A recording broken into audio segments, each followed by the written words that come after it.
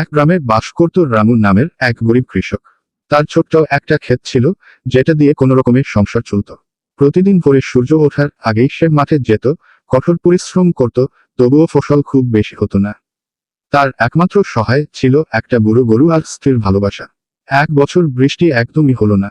ক্ষেত ফেটে চৌচির হয়ে গেল, ফসল নষ্ট হলো, আর রামুর ঘরে চালের অভাব দেখা দিল।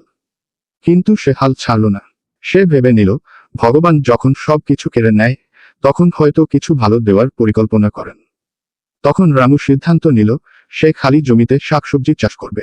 গরুর সাহায্যে জমি চাষ করলো, গ্রামের এক বৃদ্ধ কৃষকের কাছ থেকে শিখল কিভাবে কম জলে ফলানো যায়। কিছুদিনের মধ্যে তার ক্ষেত ভরে উঠল টমেটো, লাল শাক আর ধনেপাতায়। গ্রামের হাটে সে এগুলো বিক্রি করে ভালো টাকা রোজগার করলো। আস্তে আস্তে তার সংসার ঘুরে দাঁড়ালো। সেই কঠিন সময় আর ছিল না। রামু বুঝে গেল, ধৈর্য আর পরিশ্রমই একজন মানুষকে বড় করে তোলে।